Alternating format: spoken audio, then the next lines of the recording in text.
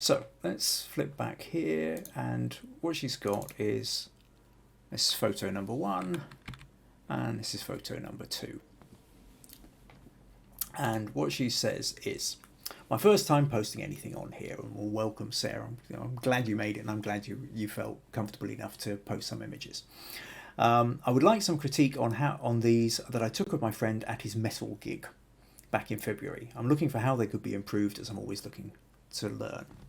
So what's happened here then is Sarah's got a mate in a heavy metal band. She's gone down, taken now. She did actually tell me in a separate message about the fact that she didn't have a proper camera with her. She just had her phone, and so took a couple of phone photos, converted them to black and white because that seemed to make them look better than they were in colour. Oh, where are we going?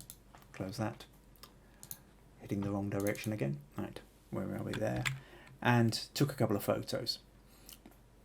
But we've got the struggles. You can see on this one here, the elbows catching all the light and attention. On this one here, there's a great big bright spot area on his head, and his arms catching the attention. So really what I wanted to talk about here is the whole difficulty you have with gig photos. There's nothing more fun. Well, okay. There are a few things more fun than going and watching a live band. And a live band, when you know the person who's in it and you're being there supportive and you like the music, and it's huge amounts of fun. Now, what's clear about this band as well, or from the photos you've taken, you're obviously up very close, which means, and the fact that the way that it's lit makes me think that this is probably a pub shot. You know, that this isn't some great big stadium. It's a local pub, and the band's playing in it, and nobody's really given much thought to the lighting. There's probably a spotlight, or somebody's maybe got a little bunch of lights with some coloured gels on it, but all the lighting's coming from the front, so you end up with these patches of dark shadow, overblown highlights, and the back of the stage just gets sort of lost. And it's one of those things where in a previous episode, can't remember which one now, I talked about backlighting, and how in a lot of bands, the big stadium bands, you find they're nearly always lit from behind, or they might have lights from the front as well, but the backlighting is what makes it really magical. So if you're looking at something like this one that took a Status Quo, and they played in Dumfries. So yeah, fine, he's lit from the front, but you can see the lights in the background. You can see catching the edge of his hair. He's got lights coming down from behind, which is separating him out from the background and making him really kind of stand out. Or they do things whereby they even switch off the front lights, and smoke goes up, and you get backlight coming through smoke, and it gives this really fantastic atmosphere. Here we've got the guy, so and it's got the shadows coming through the smoke, and it's really dramatic. And so we go to big gigs and we see this kind of stuff, and we take photos, and we end up with these kind of photos. And then we go to a pub gig and our photos don't look like this. And that's because they haven't got a pub is a pub. A pub is there primarily to sell beer, to make money. And you have a local band, more people turn up, more people drink beer, but it's not a gig. It's not or it's a gig rather. It's not like a big stadium show. So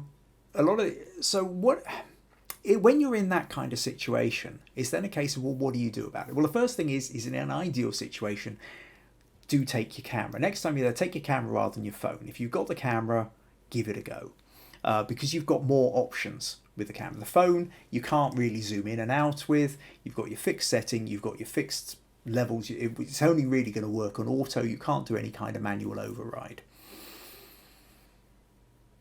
Now, having said all that, once you've got your camera there, the big problem that you have with pub photos is the lighting. Well, first of all, as well as not having backlighting, the lighting is usually pretty damn appalling. So the camera itself is then struggling to stop everything being completely dark. So if you are into your manual and you can do the override, really what you tend to do is you up the ISO. The ISO settings, now it does mean you end up with a more grainy picture or a noisy picture, but it enables you to operate in much lower light situations than you would normally. Now, because the problem is because you're in a low light, if you go down to a slower shutter speed, well, these musicians or singers are leaping about all over the place. They're hitting their guitars and they're screaming into the microphone, and there's all this movement going on. And everything will just end up as a blur. If you drop it down to a 15th of a second or something like that, not only are you going to have a problem with camera wobble, even, you might sort of lean yourself up against a post and sort of try and get some kind of steadiness, but the person moving is going to be moving too much, so everything's going to be a blur. So you want to try some of the drama you want to capture them static, you want to capture, you don't want the blur there. So yeah, up the ISO. And then if you turn it to black and white, you can kind of get away a bit more. So I'll give you an example here. Just no, I've definitely got the folders. Yeah, let me show you this one. So for example, this was a photo I took of a band called the Ayres when they were doing a pub gig, and I mean it was a really small pub for that matter as well. I think it was absolutely packed out with 20 people in the audience. The chairs were, Grant here, as he's playing his mouth organ harmonica, his knees are only probably about 3 inches away from the person in the front row. The light was appallingly low. But the advantage you have with that is you can get really close and intimate shots as well. I was able to get up some really nice close. Now, you can see within this that it is hellishly noisy. But in the black and white, you can kind of get away with it. It just becomes, if you turn it into black and white, it becomes a bit more atmospheric in a way. So sometimes when you're playing with a lot of noise, that's the way to go. That notion of the close-up intimacy, here I'm pretty damn close to the edge of the guitar here. Okay, it brings out the accordion, and you can tell. I've got the camera on a kind of wide-angle lens, and I'm, for almost being hit by his finger, desperately trying not to get in the way of him, but I can't stand back and take a photo of the whole band in one go. But you can still get these really lovely close-up intimate shots, which you just can't get when you're at some great big gig. Now, this is one where there was a light behind him, and here you can see how the backlight is sort of coming in and really adding a whole load of atmosphere. So sometimes what you're trying to do is, there's me just about managing to fit as much of the band into the space as I can. Get an audience shot. Yeah, look, here you can see he's out the front here. You can see the chair down on the left. That's how close he is to the audience. But if you can get a bit of backlight, there was a little bit of spots. You move around, and you can get this sort of light cutting through. Okay, that you can get some really nice atmospheric photos with that kind of thing. Another pub gig I did, I remember the lighting was absolutely appalling. Everything was just yellow or pink or red. So yeah, this one here was band the Sex Pistols Experience. So basically the punk band the Sex Pistols from the 1970s, these are a tribute band. So they dress up and go out and sing all the songs, and they're really good. They're huge fun. Now this is a kind of colour, it shows you, and I've already done my best to colour adjust here, but you can see it's really washed out. You can also see it's front light, there's no backlight, there's not a lot you can do with the lighting, but it's probably lit not dissimilarly to your friend who's playing his metal gig. But so if you go black and white, it does allow you to then get rid of that kind of awful colour cast, make it again a little bit more moody. Now what I'm trying to do here is again move round to the side as much as I can, so at least some of the light, so we end up with a bit of sort of side lighting, edge lighting catching, and then that sort of starts to make it a little bit more interesting. The other thing is, because you're close up, try and grab the emotion, getting close with the face. If the periodically you will notice, you try and get into the timing. If a singer at the end of one chorus is sort of leaning forward and screaming into the microphone in a particular angle, and you like that, but by the time you realise that you clicked and you'd lost it, the chances are at the end of the next chorus, at the same place, they're quite likely to be in the same place again. So start to, if you know the songs, or you can listen to the songs as well, you can start to anticipate how they're going to move, and then be ready for the point whereby they're at their maximum point where they move forward. So you're ready to go click and capture them. That kind of close one. But again, audience, if you're in the pub, go for the audience reaction as well, because that's just as much a part of a gig. I mean, you can see here again just how close they are. There is a barrier which these guys here are leaning on, but there's not a lot of space between them. And if you're just at the gate and you kind of just lean over the barrier a bit and go click, you can get one of these sort of shots where you've got the audience on one side and the band on the other, and that can be quite a fun kind of thing to do. The other thing, is take photos of people taking photos. I mean, that is seen this done a few times now, but it's again quite a fun little thing to do, and it kind of helps document you. This was lovely. Just, I mean, it's a little bit out of focus. It's not really, but I like the fact that you've got somebody in the audience gesturing forward, and then you've got the Johnny Rotter lookalike leaning into it with brilliant attitude on his face. But you're aware of that incredible interaction of the audience. And that was a group photo we did with my son at the time. I mean, I suppose that's another thing to bear in mind, is that if you're mates with this guy, try and go for some of the behind the scenes as well. They're always fun for a band. We went up early, and the pub didn't have a changing room as such. But what happened was the guy who'd organised the band to come had a barber shop. He's also cut hair, literally just around the corner. Across the road from the gig. So we were allowed to use. So the barber shop actually became the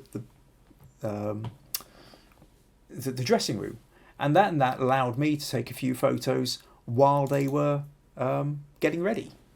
Little kind of preparation shots, always having a bit of fun swiveling on the chair. So you can you can have. They're a great fun bunch of guys, I must say.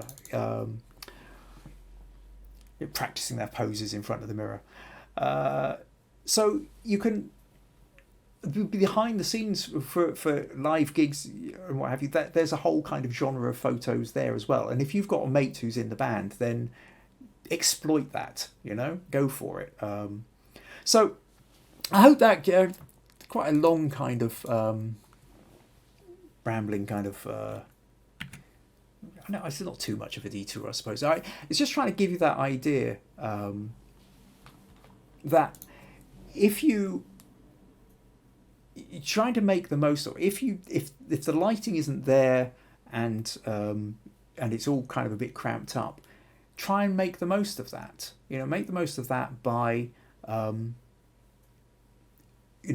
the fact that you can get in close, the fact that you know them, the fact that you can do behind the scenes, the fact that there's an audience right up next to them. Take photos of the audience, take photos of the reaction to the band as well, because there's absolutely no doubt the band will love you for this. The band will love you for this, and this is for all photographers out there. I can tell you this for certain, that all up and coming bands, and I talk with somebody who's in a band myself, are desperate for photos. The thing is I mean, I'm in a band, but I'm a photographer, but I can't take photos of me in the band because I'm up on stage playing. I'm totally reliant on other people taking photos. And if there's somebody out there who can take a half decent photo, it's like gold dust, and if I can get a free pass to get them in, I will get them a free pass, because if I think I can get a decent photo out of it. Bands desperately need good photos. I mean, bands, if these days of social media, you've got to be out there on social media. But if you can't take the photos yourself, you need somebody else to take them for you. So bands tend to be really grateful for anybody who's going to take the photos, but they're a good way of, you can get privileged access. If there's a local band you quite like, go along, take some photos and do your best. Get a couple of reasonably the best photos you can. Then get in contact with them, send them the photos, and say, look, took these of you, thought really loved your importance, butter them up, tell them how fantastic their performance was, and send them some photos, and then say, happy to chat if you'd like me to take some more. And chances are, if they've got any sense about them, they'll chew your arm off to meet up for a coffee, or these days I suppose. Not sure when live gigs are going to be happening again for that matter, but assuming that they do, they'll be more than happy to meet up for a coffee. And then you say, well, if you like the photos that I took, where else are you playing, when are you doing, and you can you can get in. Sometimes I've got into festivals before now because a band was playing and they had a couple of complimentary tickets and they gave them to me so that I could, and I go in and I take a few photos of them while I'm doing that gig. That gig's lasting half an hour, 40 minutes, and I'm in for the rest of the weekend, So yeah, it's a great way of access, using your camera to, you might not make vast amounts of money, but when you're starting out, or even if you've been doing it for ages, I mean, I've still done this kind of stuff, even, for the fun of it. Because there's nothing like going out and watching bands live. It's a huge amount of fun. And then if you're there with your camera taking the photos, it's a huge amount of practice while you're at it as well. So, yeah. So to come back to you then, Sarah, make the most of your connection with this guy. And a metal band, there's going to be lots of energy in that. Hope you stick around and come back for more podcasts.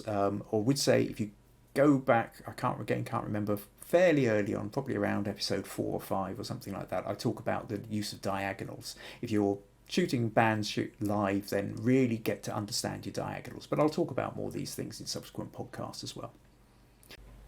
If you found this useful, let your friends know and hit subscribe.